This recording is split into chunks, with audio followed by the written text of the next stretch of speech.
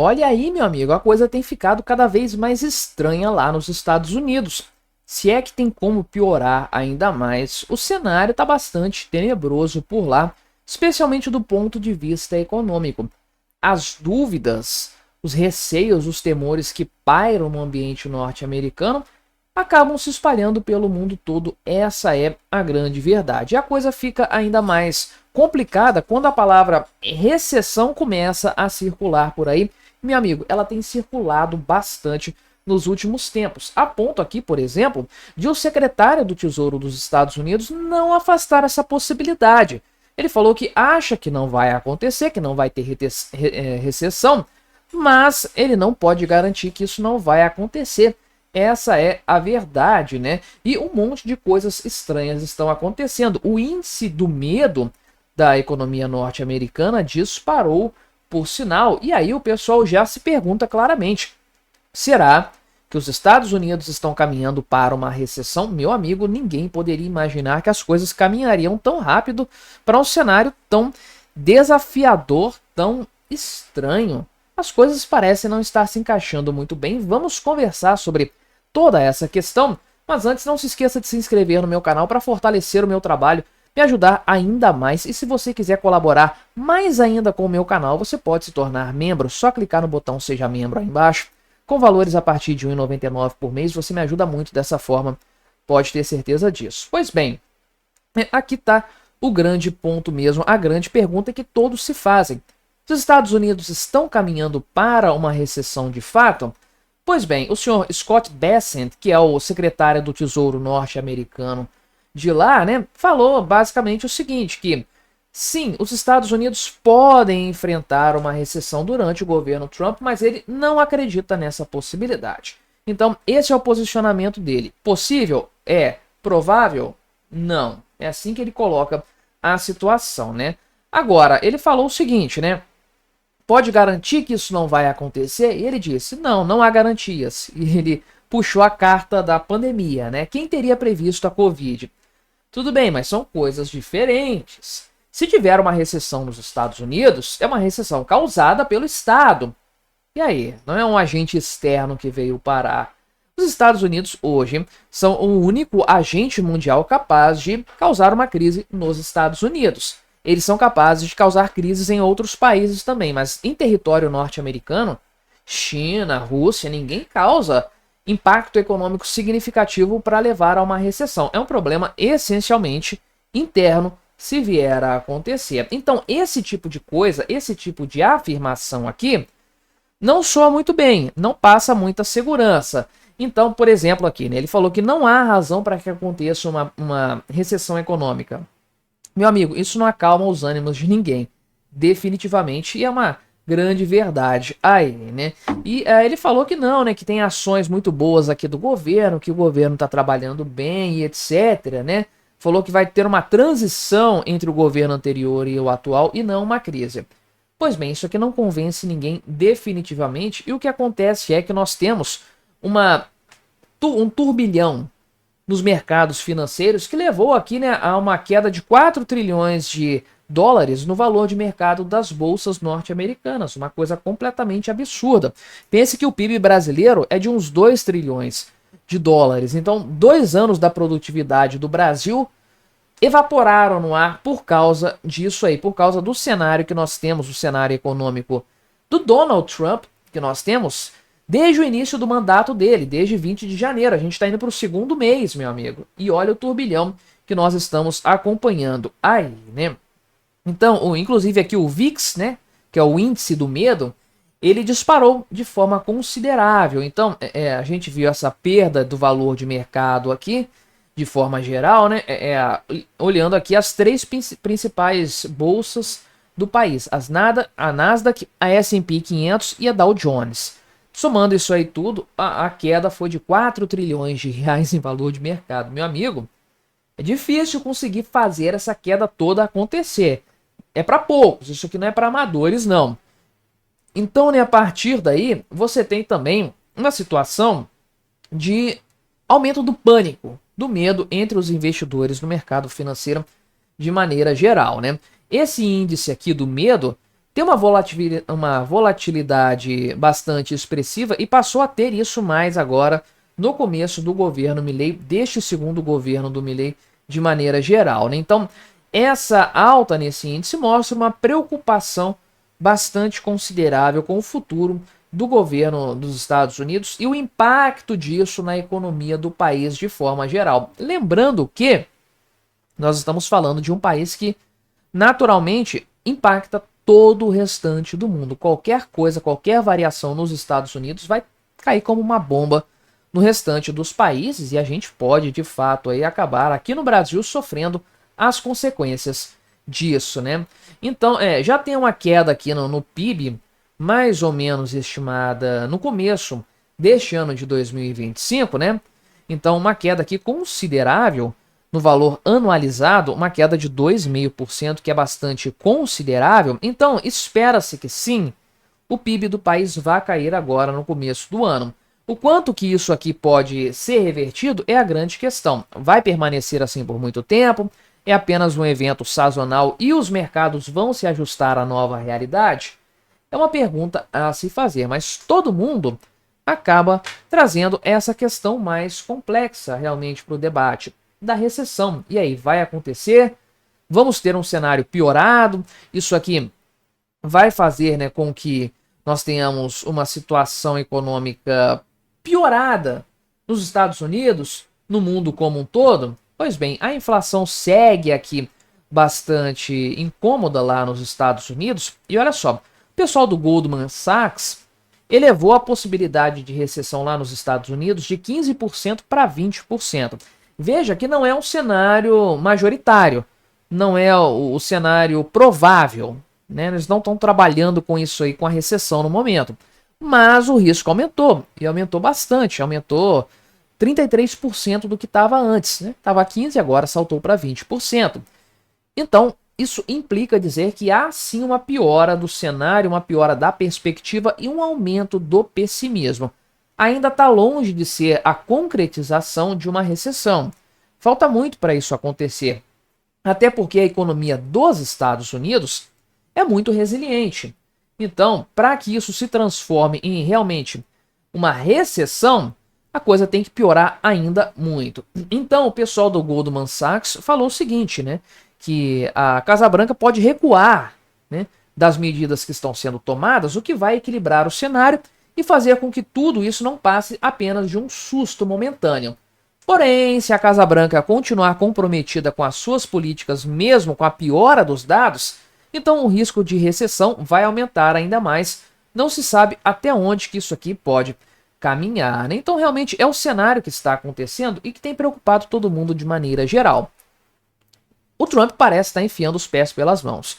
Essa é a verdade. Não sei qual que é o objetivo dele, qual que é a estratégia. A única coisa que eu consigo pensar é que ele quer deliberadamente quebrar o país. E olha, se ele continuar assim, ele vai alcançar o seu intento, porque nada explica as ações que ele tem tomado até o momento. No começo, dava até para entender que ele estava usando a questão tarifária como sendo, de fato, uma forma de obrigar os países a tomarem algumas decisões, algumas iniciativas em favor dos interesses norte-americanos. Mas agora a coisa passou bastante dos limites e não dá para entender bem qual é a estratégia do Trump e da galera do governo dele. O que realmente nos leva a questionar: vai ter recessão? O governo vai continuar jogando gasolina em cima da fogueira para ver até onde que isso vai dar?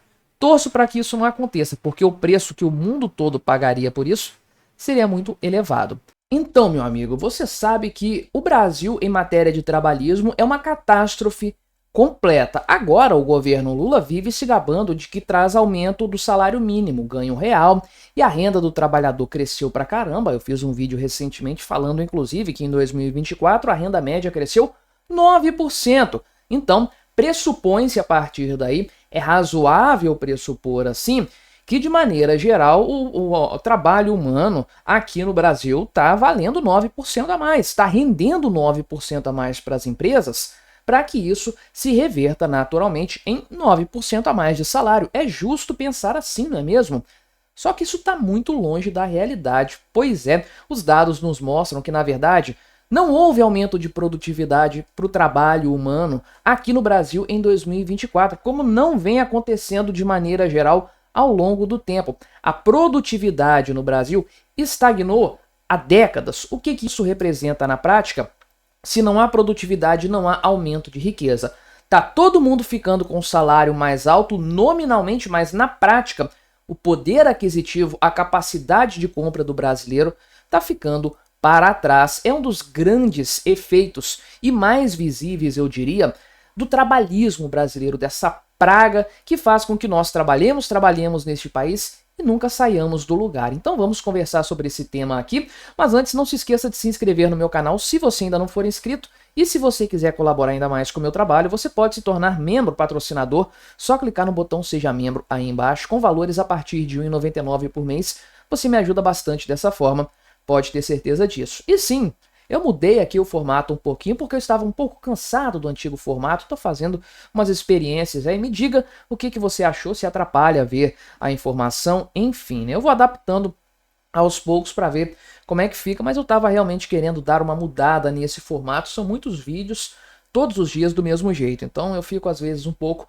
cansado disso. Mas, olha só, em 2024, voltando ao tema do vídeo, em 2024, a produtividade do trabalho brasileiro ficou estagnada em 0,1%, meu amigo. 0,1%.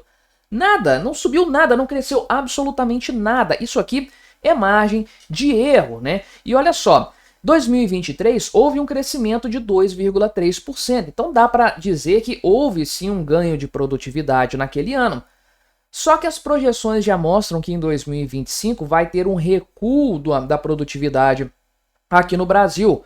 Ou seja, no frigir dos ovos, vamos chegar no final desse ano, 3 anos do mandato do Lula, já decorridos, com zero de crescimento da produtividade, o que na prática, conforme eu falei, implica dizer que ninguém está mais rico ao final dessa história. E é aqui realmente onde a gente mede a riqueza de fato sendo produzida, porque o que causou o aumento progressivo da riqueza na humanidade nos últimos 300 anos, um pouco menos do que isso, foi o aumento da produtividade humana, a industrialização, a capacidade de produzir mais com a mesma quantidade de esforço, com a mesma quantidade de trabalho. Isso fez com que os produtos ficassem mais abundantes e, portanto, muito mais acessíveis. Coisas que eram artigos de luxo, você tem na sua casa hoje na maior tranquilidade. Sofá, cama, cortinas, tapetes, você tem isso aos montes. E tudo isso antes da industrialização era muito caro porque exigia muito trabalho humano. Então a máquina aumentou demais a produtividade humana, e depois você teve a eletricidade, e aí você teve a computação, agora a inteligência artificial, meu amigo, que vai fazer o quê? Destruir empregos, dominar a humanidade? Não vai fazer o mesmo que tecnologias disruptivas fizeram no passado. Aumentaram a produtividade humana, exceto no Brasil, um país que está patinando nisso de forma geral. Então, olha só, para você sentir o drama, entre 2017 e 2019, a produtividade do trabalho no Brasil tinha uma tendência de queda. Aí em 2020, na época do Bolsonaro, deu uma melhora em muitas coisas. E lembre-se, período de pandemia, isso aqui. Houve uma elevação nesse período, até chegar a um pico de 2,3% de crescimento na produtividade por hora trabalhada em 2023. Isso aqui acima da média histórica. Só que o que aconteceu em 2024 foi a frustração desse cenário. Um crescimento não é modesto, eles falam que o crescimento modesto, pessoal da Veja, um crescimento pífio, nulo, de 0,1%, ou seja, uma produtividade praticamente estagnada. Então, olha só, para você ter uma noção do tamanho da bomba aqui. Então, as horas efetivamente trabalhadas cresceram 3%. Enquanto que o ritmo do valor adicionado cresceu 3,1%. Então, na prática, tem mais valor agregado. Por quê? Porque tem mais horas trabalhadas. Estamos trabalhando mais e produzindo mais em decorrência disso. Mas não é isso que mede o aumento da produtividade. Produtividade maior é você trabalhar a mesma quantidade de tempo e entregar mais resultado a partir daí, né? Então, é um salto de eficiência, como eles falam aqui, é o que aconteceu em 2023. a quantidade de horas trabalhadas cresceu mais lentamente e o resultado, o valor adicionado, cresceu mais. Isso se chama eficiência, produzir mais trabalhando o mesmo. É importante que isso aconteça, né? Então, houve um aumento sim de produtividade lá no ano de 2020, muito disso causado pela necessidade de se adequar à nova realidade da pandemia, e isso permaneceu ainda por alguns anos. Agora, em 2025, as projeções não são nada animadoras. O pessoal espera aqui que a economia vai crescer 1,7%, só que vai haver uma alta de 2% na população ocupada, ou seja, na prática, uma queda na produtividade de 0,3%.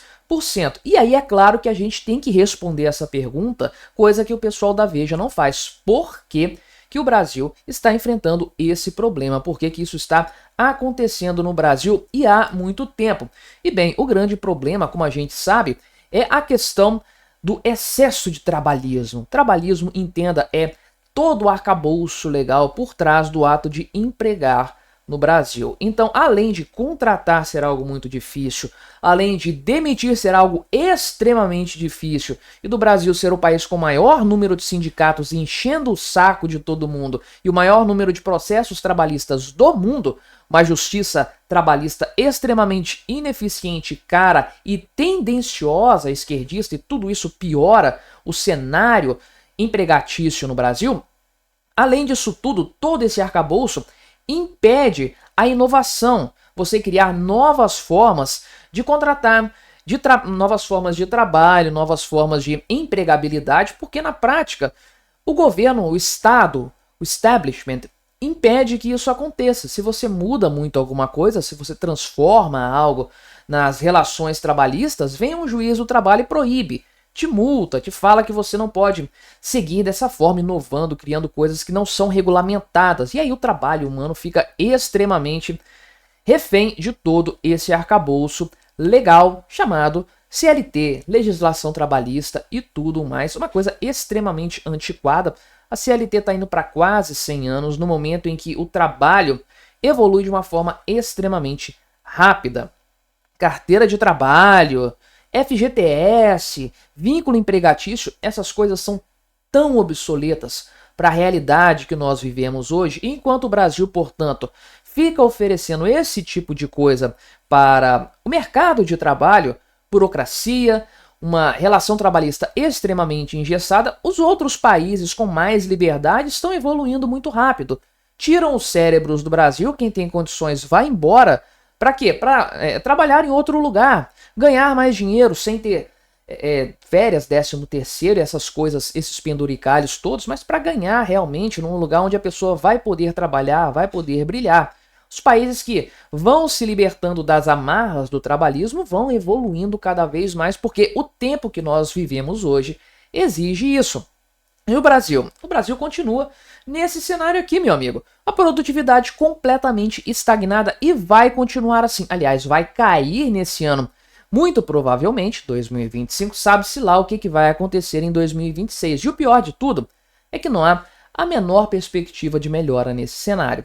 Olha aí, meu amigo, a Argentina teve mais um resultado fiscal impressionante, um superávit, não só primário, superávit fiscal. Depois de pagar o serviço da dívida, os juros, e sobrou dinheiro ainda. Pois é, esse é o nível do governo Javier Milei, que em 14 meses de governo entregou esse mesmo tipo de resultado em 13 meses, meu amigo. Pois é, quando que o governo Lula vai entregar isso aqui no Brasil? Pois é, nunca. E é exatamente por causa disso que a economia da Argentina está se estabilizando, a moeda recuperando a sua força, a inflação baixando bastante, está despencando na janela anualizada, conforme eu sempre trago aqui no canal. Enfim, um resultado muito positivo, muito interessante, que a gente vai analisar aqui, porque de fato, 13º superávit fiscal em 14 meses de governo Javier Milei. Um resultado impressionante que mostra o compromisso do governo da Argentina com a questão fiscal. Coisa que, meu amigo, no Brasil não chega nem perto. Vamos conversar então sobre esse tema aqui, mas antes não se esqueça de se inscrever no meu canal se você ainda não for inscrito. Se você quiser colaborar pouco mais com o meu trabalho, você pode se tornar membro patrocinador. Só clicar no botão Seja Membro aí embaixo, com valores a partir de R$ 1,99 por mês. Isso me ajuda bastante, pode ter certeza disso. Bem, deu uma mudada aqui no estilo. Diga aí no comentário o que você achou. Às vezes eu posso intercalar com a minha cara aqui na tela. E eu volto para a notícia como eu costumo fazer. Tava meio enjoado do antigo modelo, quis dar uma modificada aqui, né? E pois bem, voltando ao tema, né? Mais uma vez, o governo Milei trouxe um superávit fiscal. O que é isso aqui, né? Eles falam o superávit primário e financeiro. O Milei já falou desde o princípio que ele não liga para esse negócio de superávit primário, porque é uma grande enganação. E é a verdade, aqui no Brasil só se fala em resultado primário. E você sabe muito bem, nem assim a gente consegue ter superávit. Tivemos lá atrás, em 2022, com o governo Bolsonaro. Tivemos ainda algum superávit primário, mas que não foi suficiente, é óbvio, para pagar o serviço da dívida, os juros da dívida, que é realmente a coisa mais importante hoje no cômputo geral. O peso da dívida, dos juros da dívida no orçamento brasileiro é absurdo. Então, a ideia do superávit primário é justamente poupar algum dinheiro, ter a sobra de algum valor para pagar o serviço da dívida e reduzir o crescimento dessa dívida de forma geral. Então, para isso que se trabalha para ter um superávit primário. Só que o objetivo do governo Milei sempre foi ir além. Pagar todas as contas do governo e ter, portanto, um superávit primário para depois ainda pagar os juros da dívida e impedir o crescimento dessa mesma dívida. Então, tendo superávit fiscal, superávit financeiro, conforme eles falam. Ou seja, grana sobrando depois de quitar tudo, inclusive o serviço da dívida, né? Então, essa é uma promessa do governo Milei desde sempre e o cara tem cumprido com maestria. Promessa do déficit zero. Não igual a gente tem aqui no Brasil, né? O resultado fiscal zerado. Atingimos a meta. Olha o resultado do ano passado, que estava dentro da meta, da margem de tolerância, e foi uma catástrofe completa. A dívida pública está em patamares elevadíssimos. Então, qual foi o patamar atingido perdão, em fevereiro? Lembrando, números de fevereiro que nós estamos olhando aqui. Foi de 1,177 trilhão de reais, ou de pesos argentinos, perdão, que dá 1 bilhão aí e 100 milhões de dólares, o resultado primário. Então é 0,5% do PIB da Argentina. É muita grana, meu amigo. 0,5% do PIB aqui no Brasil dá uns 60 bilhões de reais, não é isso? É mais ou menos isso, uns 60 bilhões de reais. Então, fazendo aqui a comparação dos resultados, meu amigo, é muita coisa, de fato, de resultado primário para um mês, tá? Isso aqui é um mês. O Brasil não consegue isso em um ano. Num ano muito bom, muito positivo, como foi 2022. Então, dá uma olhada nessa história. Só que, obviamente, isso aqui, né, não é o que importa para o governo Milei. Superávit primário não é suficiente. Ele quer um resultado financeiro, um resultado nominal, no final das contas, depois de pagar os juros da dívida. E bem, né, o resultado foi de 310,73 bilhões de pesos, o que dá 0,1% do PIB. Então tá mais ou menos aí uns 220 milhões de dólares de superávit apenas em um mês depois de pagar os juros da dívida. Bota aí então, meu amigo, 1 bilhão de reais de superávit, mantendo a equivalência depois de pagar a dívida.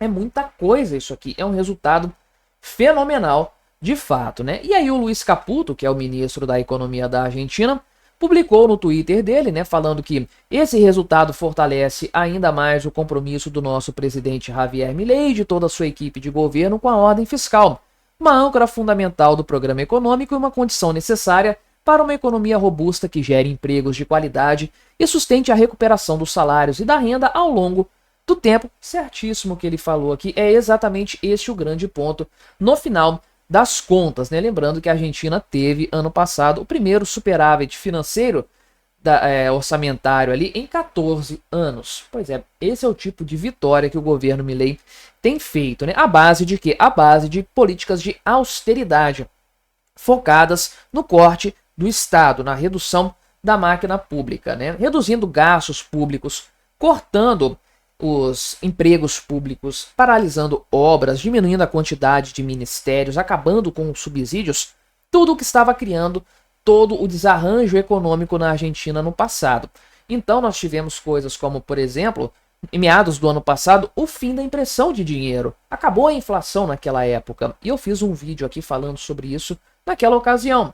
Porque realmente é a impressão de dinheiro que faz com que a moeda perca o seu valor e todos os problemas que a gente sempre fala por aqui, até no Brasil mesmo, né? Problemas como o câmbio desfavorável, a taxa Selic elevada, a taxa básica de juros, cada país tem a sua, a dívida pública crescente, tudo isso decorre, os preços aumentando, a queda no poder aquisitivo, tudo isso decorre da inflação, da impressão de dinheiro por parte do Estado, que desvaloriza a moeda e faz com que o poder aquisitivo de todo mundo caia de forma considerável e aquela moeda perca a credibilidade. Então foi para isso exatamente que o Javier Milei assumiu o compromisso de acabar com os déficits sucessivos do governo argentino e começar com os superávites. Para quê, né? Obviamente isso aqui vai estabilizar a economia, fazer da economia uma economia robusta, e a partir daí teremos geração de empregos de qualidade com salários que mantenham o seu poder aquisitivo ao longo do tempo, igualzinho o Luiz Caputo falou aqui. Algo importante, algo fundamental e que tem sido feito com maestria pelo governo Milei. E é curioso até ver pessoas criticando até as análises que eu faço aqui no canal, que não são enviesadas. Eu estou na torcida pela Argentina. E vamos lá, eu torço pela Argentina sim, é uma verdade, eu torço para que a Argentina saia do buraco em que o esquerdismo enfiou o país. Primeiro porque os argentinos merecem, segundo porque isso vai ser uma ótima vitrine para outros países como o Brasil. A gente está olhando muito para o Donald Trump, para a vitória do Trump lá nos Estados Unidos, mas a gente não pode se esquecer da vitória do Milei. Talvez seja uma referência muito melhor do que a vitória do Laranjão lá nos Estados Unidos, até por causa das coisas que ele tem feito ultimamente. Então é um exemplo a ser seguido que nós vemos na Argentina. Agora tem uma série de problemas a serem resolvidos. Disso ninguém duvida, isso é uma coisa até bastante evidente. Só que com o tempo as coisas vão se ajustando se essa política se mantiver. E tudo indica que ela vai se manter de fato. De 14 meses de governo Milei, 13 tiveram superávit financeiro. O único que não teve superávit financeiro teve superávit primário também. Então só não foi suficiente para pagar o serviço da dívida como um todo. A partir daí, qual que vai ser o cenário? Qual que já está sendo o cenário? A queda da inflação.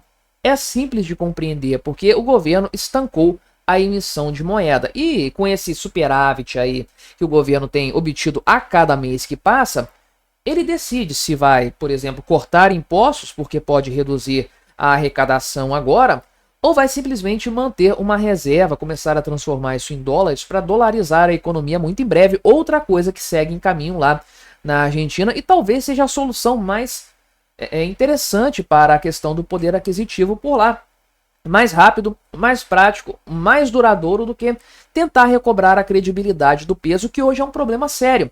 E é por isso, né, eu já até comentei aqui no canal, que o argentino tem muita facilidade para fora do país gastar dinheiro, se sentir até um pouco mais rico do que dentro do país usando a sua própria moeda. Em dólar ele está muito mais bem resolvido. Então mais uma vitória do governo Milei, sem sombra de dúvidas, algo muito importante, algo impressionante, dado o cenário, dado o país que o Milei herdou do seu antecessor, do Alberto Fernandes, e tem tudo para que a coisa continue melhorando ainda mais. Então, meu amigo, você sempre se perguntou por que esse pessoal do ensino superior, universitários, professores acadêmicos, essa turma toda do meio acadêmico, por que eles fazem o L com gosto e apoiam o Lula de uma forma tão descarada? Você sempre quis saber por que isso acontece?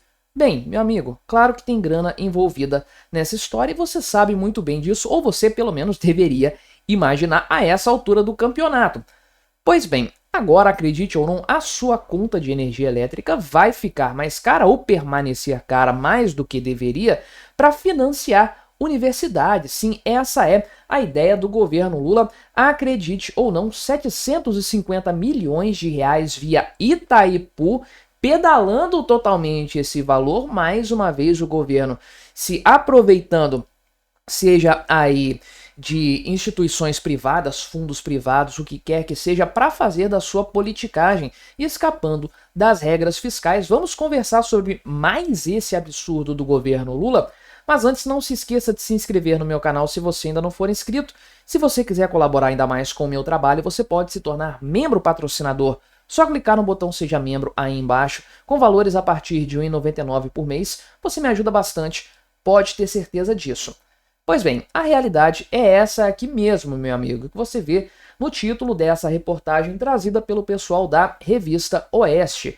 Itaipu prefere financiar a universidade por mais de 750 milhões de reais a reduzir preço da conta de luz. E o pior de tudo, quer dizer, é difícil falar o que é pior, mas isso acontece à margem do orçamento, o que deixa tudo mais escandaloso, pelo menos. Então, qual que é a situação aqui? A Itaipu, você sabe muito bem, é usada para financiar um monte de coisas. No caso aqui, a Itaipu Binacional, uma empresa que tem um caráter jurídico muito diferenciado e muito favorável para essas coisas, porque é uma personalidade jurídica gerida por 2 países, Brasil e Paraguai, o que já é uma coisa bastante estranha por si só, né?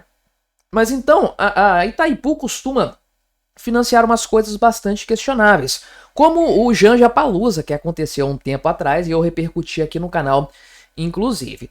A bola da vez é a tal da Universidade Federal Latino-Americana, ou UNILA, pois é, que é localizada ali em Foz do Iguaçu mesmo, lá no Paraná, e espera-se, né, que Itaipu vá financiar essa obra orçada em 750 milhões de reais, meu amigo, uma baita, uma senhora de uma obra. Isso aqui é quase um estádio de futebol, meu amigo. É muita coisa de fato, né?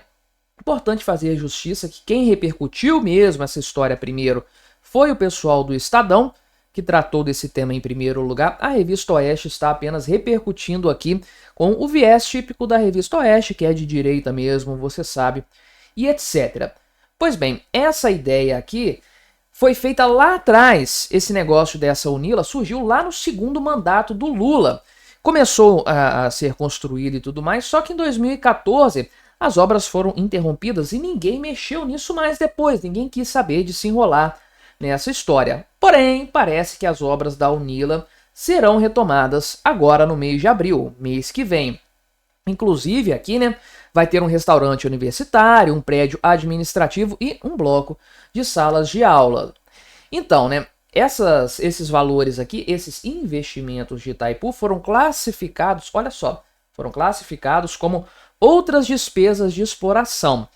E aí eu te digo, se parece que isso aqui são outras despesas de exploração de fato aqui, né? Pois bem, dentro dessa rubrica tem gastos socioambientais, que é uma coisa extremamente vaga, extremamente genérica, propositalmente vaga e genérica, diga-se de passagem, coisas que não estão relacionadas ao produto principal, à atividade principal de Itaipu, que é gerar energia elétrica. Mas, embora não tenham relação direta com a geração de energia elétrica, que é o grande produto de Itaipu, tudo isso aqui representa gasto. São despesas, né? O nome está aqui, outras despesas. Então são despesas de fato. E aí, o que acontece, né? Isso impacta no preço da conta de energia, né? Vou aumentar um pouquinho essa letra aqui para ver se fica melhor de enxergar, né? Acho que agora está melhor para todo mundo ver os dados aqui da notícia, né? Então, a conta de energia fica mais cara por causa desse tipo de brincadeira. E são 750 milhões de reais. Não é pouca grana não, meu amigo. É muita grana, de fato. Então, se esse tipo de custo não existisse, não acontecesse, Itaipu poderia reduzir a tarifa que é cobrada dos consumidores brasileiros. Evidente, se você tem custos a menos, você pode ter uma margem de preço mais favorável, mantendo a sua lucratividade. O preço se torna mais acessível para o público abrangido.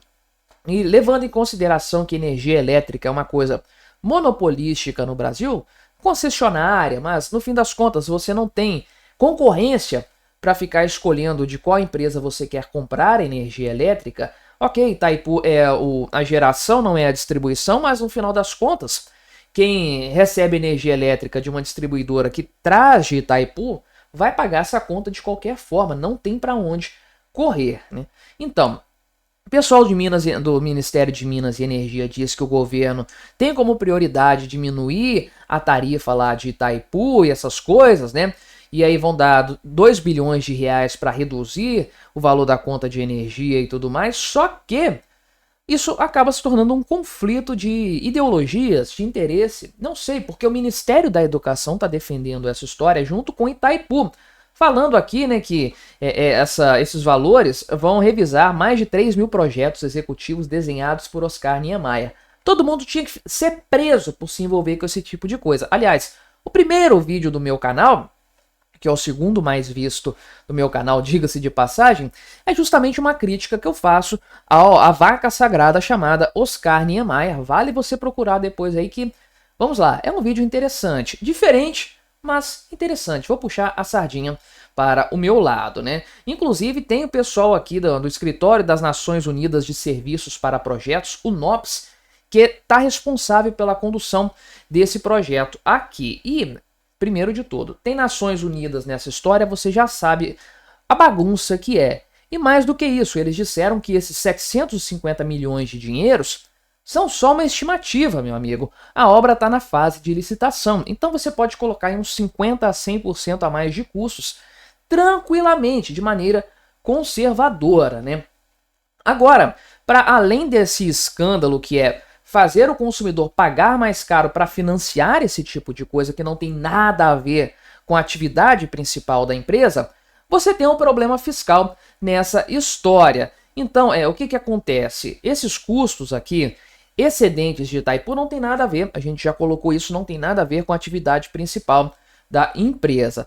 Mais do que isso, porém, isso faz com que o governo toque os seus projetos ideológicos, e tem muita coisa disso envolvido na área de saúde, universidades e grana para reitoria e coisas do tipo. Essa galera que faz muito barulho dizendo Lula livre, faz o L e essa coisa toda. Então, tem um caráter ideológico, tem um fator ideológico nessa história que o governo não consegue bancar dentro do orçamento porque o orçamento está estrangulado, ele passa pelo Congresso Nacional, o Congresso pode vetar um monte de coisas como costuma fazer e etc. Então, o governo não consegue fazer das suas estripulias dentro do orçamento. O que ele faz? Manda isso para outras instituições, usa da sua interferência em outras instituições, empresas, estatais e coisas do tipo, para realizar esses gastos totalmente para fiscais. Então, o que acontece?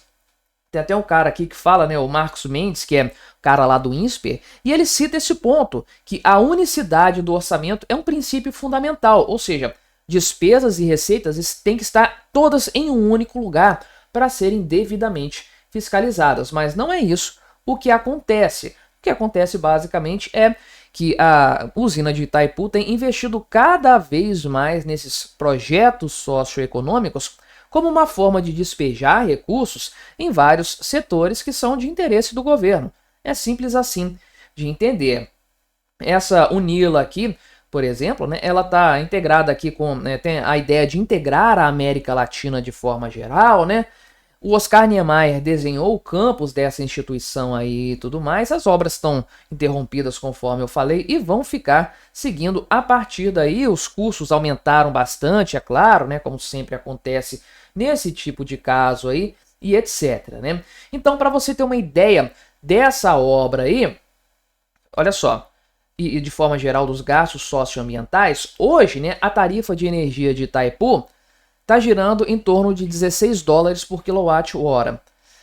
Se fosse tirado todos esses gastos socioambientais, né, aliás, tirados os aumentos com esses gastos, o patamar que foi atingido, a tarifa cairia para 12 dólares por quilowatt-hora. Então, olha a queda que isso aqui representaria, 25% de queda, não é isso? Tudo, ou seja, olha o quanto que o consumidor está bancando essa farra que Itaipu faz, uma barra para fiscal que, obviamente, né, acaba repercutindo no preço geral entregue para o consumidor lá na ponta. Ou seja, o governo está obrigando o consumidor brasileiro a subsidiar das suas traquinagens. É o governo Lula contra os pobres sempre.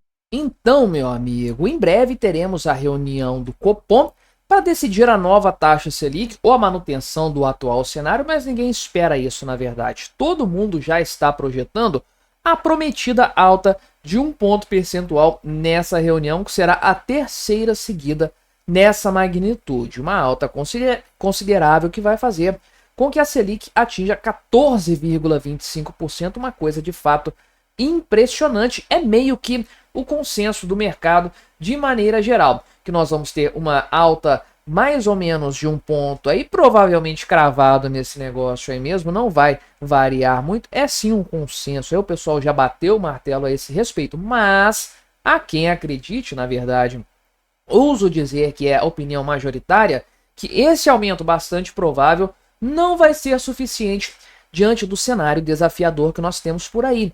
E aí fica a grande questão, até onde vai chegar essa taxa Selic? E principalmente, já lanço uma pegadinha aqui, uma pergunta para causar de fato. Já pensou se o Banco Central não aumenta 1 ponto percentual a taxa Selic agora? O Brasil quebra, na minha opinião, no dia seguinte. Vamos conversar sobre esse assunto, sobre essas possibilidades, mas antes não se esqueça de se inscrever no meu canal se você ainda não for inscrito. Se você quiser colaborar ainda mais com o meu trabalho, você pode se tornar membro patrocinador, só clicar no botão Seja Membro aí embaixo, com valores a partir de R$ 1,99 por mês. Isso me ajuda bastante, pode ter certeza disso. E aí você aproveita e me diz o que achou desse novo formato que eu estou testando aqui. Quero dar uma variada um pouco, porque eu estou um pouco cansado do estilo anterior. São muitos vídeos por dia durante muito tempo. Pois bem, voltando ao tema aqui, quarta-feira, dia 19 de março, teremos a reunião do Copom, a tão esperada reunião do Copom, que é a segunda deste ano. Então, a expectativa geral, o consenso do mercado mesmo, é que haja alta de 1 ponto percentual, saltando para 14,25% ao ano, que é uma taxa cavalar, meu amigo. Uma taxa cavalar seria a maior, salvo engano, desde 2016. E você lembra que em 2016 o Brasil estava quebrando, basicamente, né? Então, todas as projeções aqui levantadas pelo pessoal do Poder 360 concordam que vai se chegar aqui a esse patamar de 14,25%. Inclusive porque o Banco Central já tinha sinalizado isso na reunião anterior, né? Na ata da reunião, aliás, o comunicado da reunião, perdão, foi dito o seguinte, né? Diante da continuidade do cenário adverso para a convergência da inflação, a inflação estava disparando já naquela época, agora piorou ainda mais, os dados de fevereiro foram uma catástrofe completa. O comitê antevê, em se confirmando o cenário esperado, um ajuste de mesma magnitude na próxima reunião. E o cenário esperado é de persistência da inflação. Essa é a verdade. O próprio Gabriel Galípolo já tinha falado lá atrás que o Banco Central prevê inflação acima do teto da meta até meados deste ano, até junho, o que mais ou menos dá a entender que nós vamos ter uma alta grande agora e ainda uma alta em maio, que é antes da metade do ano, e é a próxima reunião depois dessa que depois de amanhã. Eu tô gravando esse vídeo na segunda-feira, então deve ir ao ar na terça-feira, para você é amanhã. Mas então prevê-se que pelo menos teremos mais 2 altas da taxa Selic. Esse é o patamar que a gente trabalha hoje, que o mercado financeiro trabalha. Não tem como ser muito diferente dado o atual cenário, porque a inflação está se descolando muito de maneira geral. Então, o cara aqui da XP, né? Enfim, não vou entrar nesse mérito, mas o Caio Megali, que é economista-chefe da XP, ele participou aqui da pessoal da Infomone aqui, deu um pronunciamento aqui, fez o morning call aqui da XP e tudo mais, e falou que não há dúvidas de que o Copom vai aumentar a taxa Selic em 1 ponto. Agora, foram sinalizadas 3 altas lá em dezembro. A alta de dezembro, a de janeiro, as duas já foram, e agora tem essa de março, que provavelmente vai acontecer. Tudo indica algo nesse sentido aí. Então a Selic vai a 14,25. E ele fala que a economia está começando a responder a esse ajuste feito pelo Banco Central, pelo Copom, um ajuste muito duro, diga-se de passagem, porque é uma alta muito brusca da taxa Selic, que há um tempo atrás o pessoal não achou que aconteceria essa alta, porque realmente ela é muito forte, muito intensa num período muito curto de tempo. Mas é o tal do choque que alguns previram que poderia acontecer, o Copom dizendo para o mercado que não vai baixar a guarda em matéria de inflação.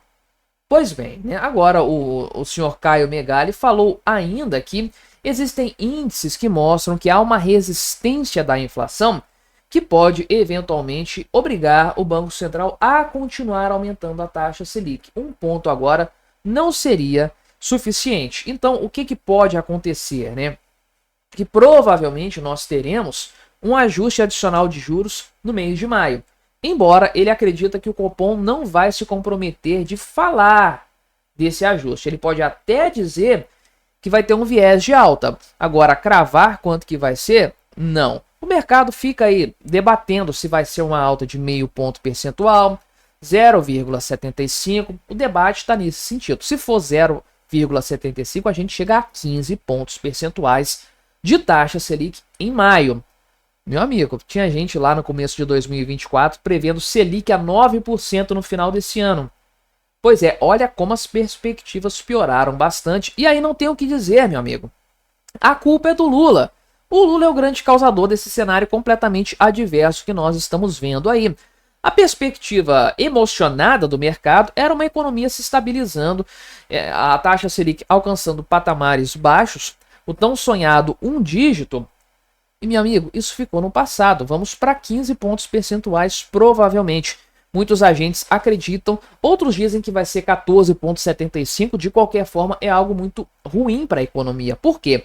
Isso impacta, de maneira geral, na ampliação de negócios, na manutenção de negócios, na dívida de empresas. As empresas vão ficar enroladas nessa história e você vai ter uma contração econômica a partir daí, que é o desejo do Banco Central, por mais cruel que possa parecer. A verdade é que nós estamos nesse buraco que nós estamos agora, penetrando muito fundo nele, por sinal, por causa de expansão fiscal a fim de elevar a economia de uma maneira fajuta. Então, esse crescimento fajuto econômico que nós tivemos nos últimos 2 anos, um castelo de cartas, ele está fadado a colapsar, é evidente. E ele precisa colapsar para que a economia volte a se acertar. Se o Lula deixar isso acontecer, a gente vai ter uns meses de retomada econômica para justamente purificar o cenário e começar um novo ciclo de melhoria econômica, talvez, eventualmente, de forma orgânica, sem o Estado querer ser o indutor da economia. O grande risco para mim, porém, é o senhor Gabriel Galípolo, meu xará, por sinal, virar um petista de fato e mostrar ao que veio. A primeira reunião do Copom foi exatamente como previsto. Agora, não é impossível que nós vejamos o Banco Central, o Copom, que está cheio de petistas ali. Essa é a verdade. Não é impossível nós vermos eles chutando o pau da barraca. E não significa cortar a taxa de juros, não significa estabilizar a taxa de juros. Aumentar meio ponto percentual, 0,75. Isso seria uma hecatombe, porque mostraria por completo para o mercado que o único agente hoje, dentro do Estado, que ainda quer manter a inflação sob controle, jogou a toalha e não vai seguir nesse caminho. Porque o governo federal não quer conter a inflação, o Congresso Nacional não quer conter a inflação, o Tribunal de Contas da União não está segurando as pontas para evitar que o Lula fique fazendo gastos fiscais para piorar ainda mais a situação. O STF vive dando carta branca para o Lula gastar. E só resta o Banco Central lutando contra essa gente toda. Agora o Banco Central está tomado por 9 diretores petistas de 11 do total. Daqui a pouco vai ser 11 também por completo. E aí fica a grande questão. Será que eles vão se manter firmes, técnicos, estáveis no combate à inflação? Ou vão virar petistas, vão dilmar, vão lular de maneira geral? Vamos saber disso em poucos dias. Mas me diga aí o que você achou da minha análise, colabore com o nosso debate, se inscreva no meu canal se você ainda não for inscrito e até a próxima.